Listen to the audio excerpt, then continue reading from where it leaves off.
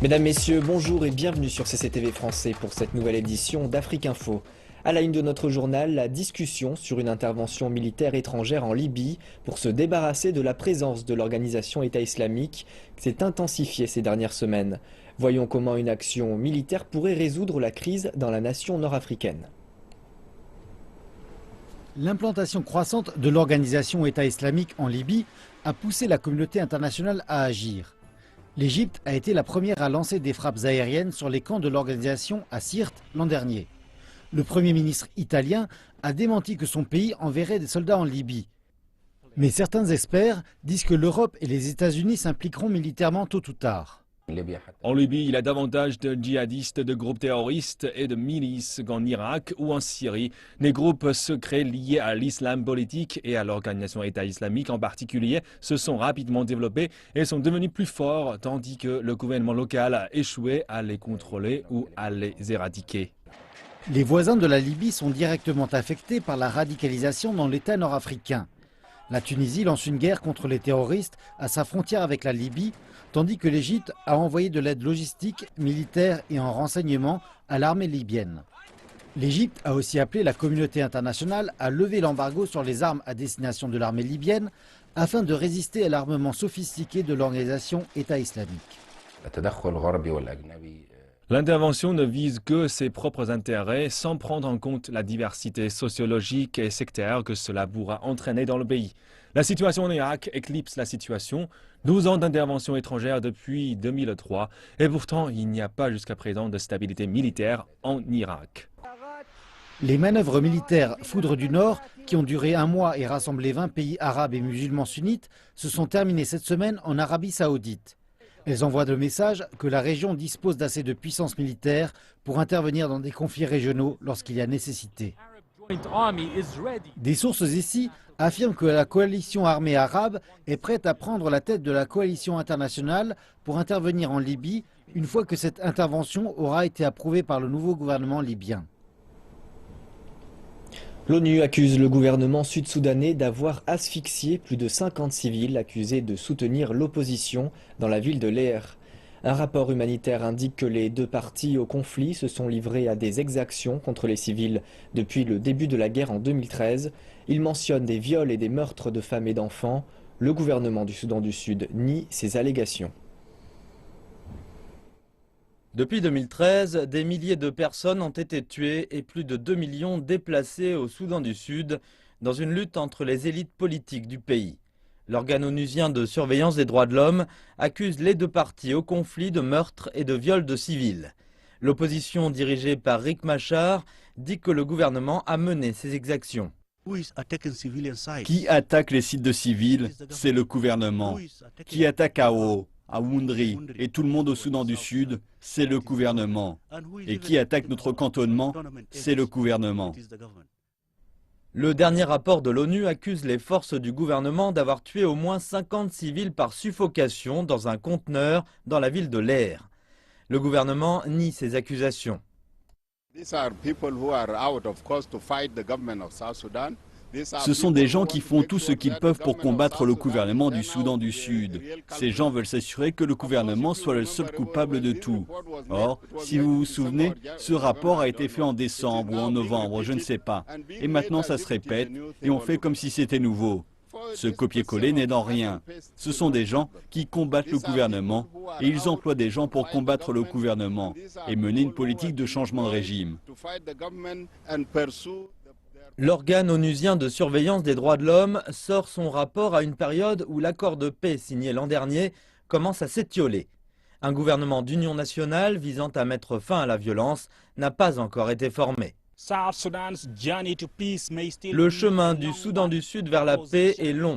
Le leader de l'opposition, Riek Machar, qui a été nommé premier vice-président, a refusé de rentrer à Djouba, évoquant des problèmes de sécurité dans la capitale. Or, tant qu'il ne se présentera pas, le gouvernement d'unité ne pourra pas être formé et la paix demeurera incertaine dans la plus jeune nation du monde. Samedi, le président gabonais sortant, Ali Bongo Ondimba, 57 ans, a été officiellement déclaré à Libreville candidat à la prochaine élection présidentielle par le Parti démocratique gabonais, ancien parti unique, demeuré au pouvoir depuis sa création il y a 48 ans. Ali Bongo Ondimba brigue ainsi un second mandat de 7 ans. Son mandat actuel prend fin le 16 octobre prochain, date de sa prise de fonction après une élection présidentielle anticipée, organisée suite au décès au pouvoir de son père Omar Bongo, qui a dirigé le Gabon durant 41 ans. Autre sujet d'actualité, en Somalie, le groupe Al-Shabaab est sur la défensive depuis quelques jours. Des frappes aériennes et des attaques ciblées contre ses militants ont fait des dizaines de morts et plusieurs experts croient que cette offensive peut permettre d'affaiblir considérablement les capacités opérationnelles du groupe. Reportage.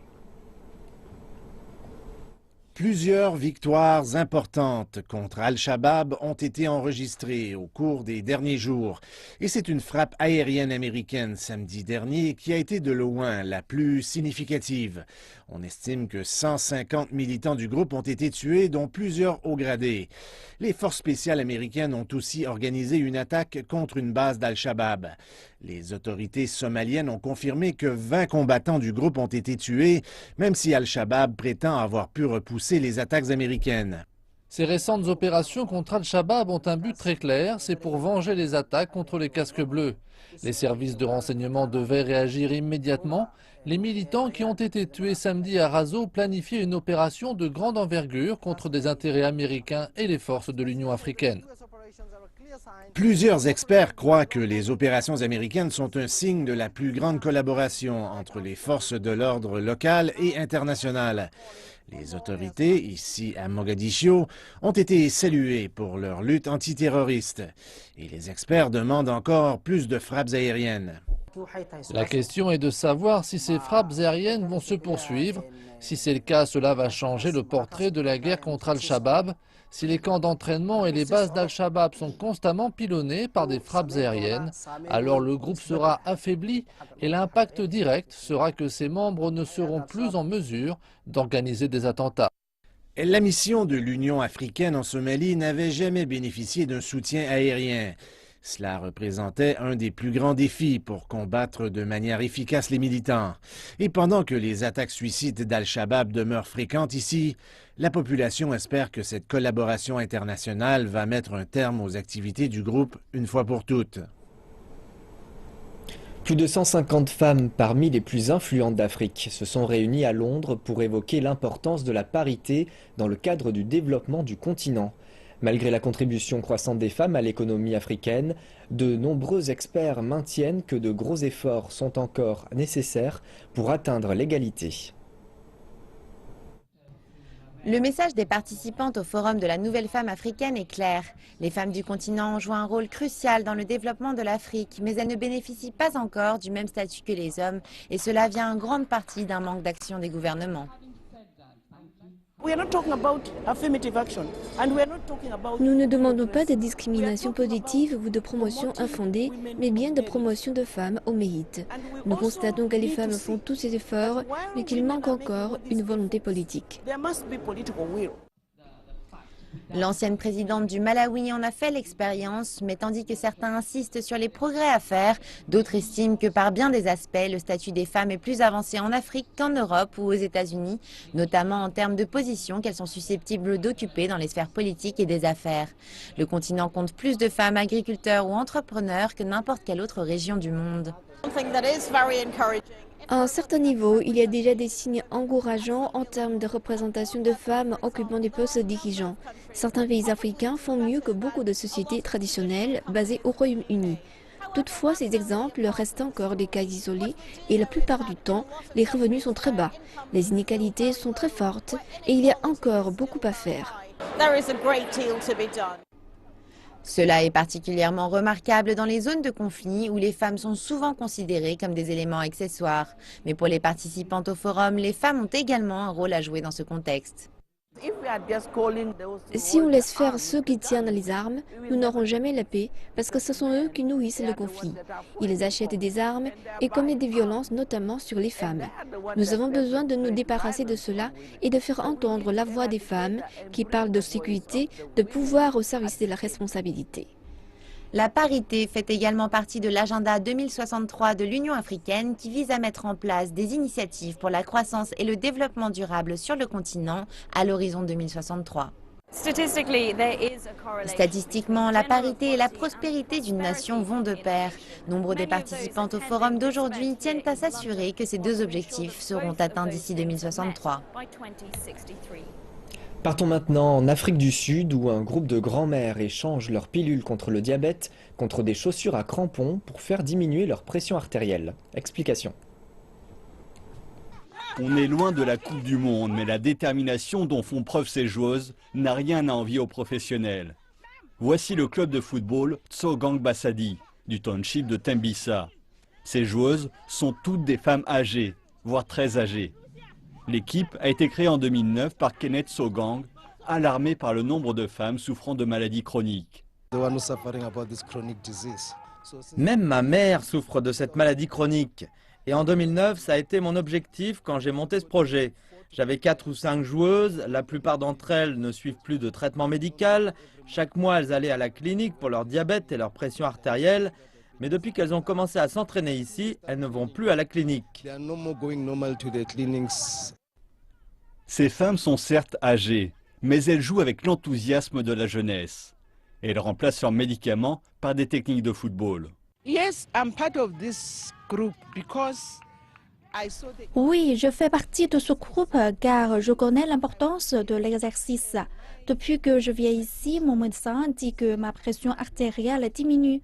Je n'ai plus besoin de prendre des médicaments car je fais de l'exercice et j'ai la patate, la grosse patate.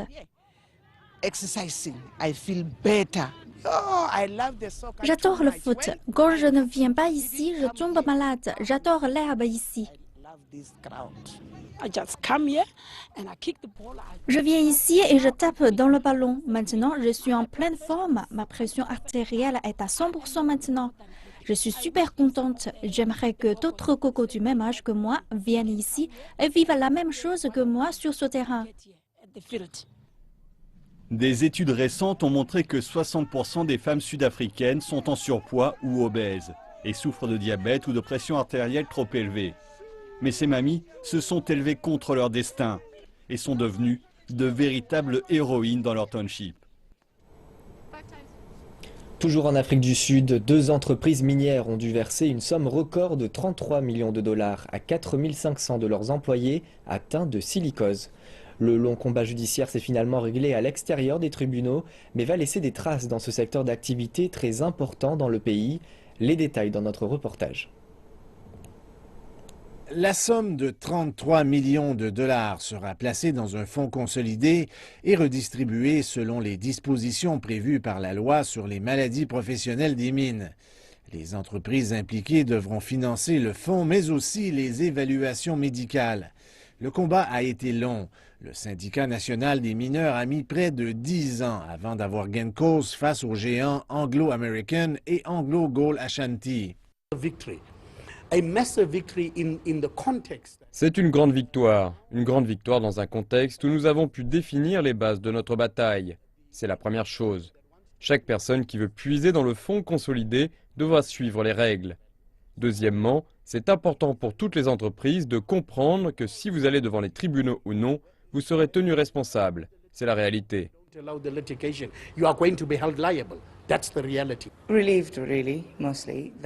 Nous sommes soulagés parce que nos clients pourront obtenir une compensation. Je ne sais pas si vous êtes au courant, mais ce combat dure depuis un bon bout de temps. Nous sommes soulagés que plusieurs mineurs pourront toucher de l'argent de leur vivant. C'est un combat qui a duré longtemps et qui est maintenant terminé. Mais les choses ne sont pas tout à fait terminées pour les mineurs. Dans plusieurs cas, ils devront prouver qu'ils sont atteints de silicose ou de problèmes liés à cette maladie. Des obligations légales sont en place qui forcent les anciens mineurs à se faire examiner chaque 2 ans. Selon les statistiques, un pourcentage important de mineurs est touché. 2000 dans la province du Cap-Occidental et environ 1000 au Lesotho. Le système s'est pratiquement effondré, particulièrement dans le Cap occidental et au Lesotho. Donc, un grand nombre de mineurs n'ont pas été examinés et n'ont pas de preuves qu'ils ont contracté la maladie. Ils pensent seulement être atteints. Alors, ce qui va se passer maintenant, c'est que les médecins du fonds vont se rendre sur place pour examiner les gens. Un autre recours collectif a été déposé au nom de plusieurs milliers de mineurs et cette victoire laisse croire que les entreprises minières seront prêtes à conclure une entente. L'industrie doit faire face à la musique. Ce qui est décevant pour nous, c'est que ce n'est pas une entente conclue par l'industrie, mais plutôt elle s'est faite entre individus. Mais je pense qu'il y a encore une possibilité que ce soit l'industrie qui soit tenue responsable. Peu importe le genre d'entente qui sera conclue, elle sera bien accueillie parce qu'elle va réellement aider les anciens mineurs. Peu importe le résultat, 4500 anciens mineurs et leurs familles recevront une compensation.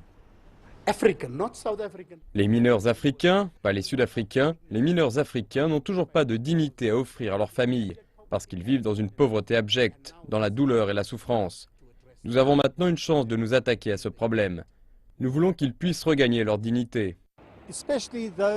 Il s'agit d'une bonne nouvelle pour les mineurs, particulièrement pour ceux qui ont dû laisser leur famille derrière eux. Et cela envoie aussi un message très clair à l'industrie minière, en ce qui a trait au passé, au présent, mais surtout à l'avenir. En Ouganda, les réactions sont mitigées concernant la nouvelle loi restreignant l'adoption d'enfants par des étrangers.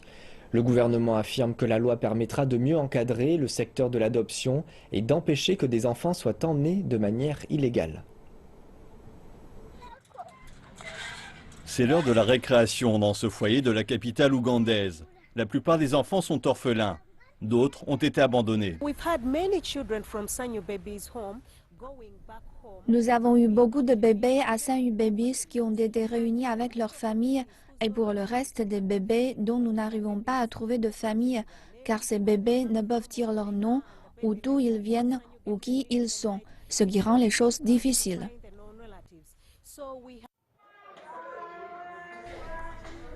Prendre soin des enfants sans abri est un véritable défi en Ouganda. Des étrangers ont adopté des bébés, mais les autorités craignent que tout ne soit pas fait dans les règles et ont adopté une nouvelle loi qui restreint l'adoption par les étrangers. Les réactions à cette loi sont mitigées. Les militants de la société civile estiment qu'elle va empirer les choses. And the culture of taking care of children in Uganda is very low. Et en Ouganda, la culture de l'accueil des enfants n'est pas dans les mœurs. Les gens prennent soin des enfants qui leur sont liés par le sang. Et même ces gens-là, ils n'en prennent pas vraiment soin et finissent par les chasser. Si vous regardez les statistiques, 1% d'entre eux seulement s'en occupent jusqu'au bout. Mais d'autres militants ne sont pas de cet avis. Nous avons adopté notre propre politique qui dit aux étrangers, si vous voulez être légalement leur gardien, vous devez venir et rester avec nous et prendre le temps de créer des liens avec nous et d'apprendre notre culture pour que l'enfant crée lui aussi des liens avec vous. Alors, vous pourrez aller au tribunal. On ne sait pas combien d'enfants ont été sortis du pays de manière illégale, mais le gouvernement estime que cette loi est nécessaire pour lutter contre le trafic d'enfants. Les Jeux Olympiques représentent le summum dans la carrière de nombreux athlètes, mais le nombre de places très limité en badminton pour les Africains signifie que plusieurs d'entre eux ne réaliseront pas leurs rêves. Voici le parcours difficile d'un athlète égyptien qui tente sa chance pour se rendre à Rio. Le parcours qui mène aux Jeux Olympiques n'est jamais de tout repos. Pour Ali El-Khateb, même si son rêve semble à portée de main, il est encore loin du but. J'ai dû quitter mon emploi pour tenter de réaliser mon rêve. C'est à ce point important. Même s'il a bien réussi pendant la phase de qualification, il n'est pas encore certain de se rendre au Brésil. Le classement de la Fédération mondiale de badminton sert à déterminer ceux qui pourront participer au tournoi olympique. Les joueurs doivent être dans le top 100 pour s'assurer une place. Il sélectionne seulement un joueur africain en double. C'est donc très difficile de se qualifier. Il faut être dans le top 50 et un des meilleurs du continent. La phase de qualification pour le badminton va se terminer en mai. L'Égypte et l'Afrique du Sud sont à égalité dans le groupe africain. Mais si tous les espoirs sont permis, il y a beaucoup d'obstacles à franchir avant d'arriver à Rio. L'aspect du financement est très important pour nous. La plupart des Africains ont du mal à gagner des médailles d'or parce que c'est difficile de bien s'entraîner. Nous n'avons pas de camp d'entraînement comme les joueurs des autres continents, comme en Asie ou en Europe. Mais il y a encore de l'espoir. Plusieurs des meilleurs joueurs du continent ont reçu des subventions pour faciliter leur participation aux compétitions et ainsi devenir encore meilleurs. L'Afrique est devenue un endroit intéressant pour ceux qui aspirent à participer aux Jeux olympiques.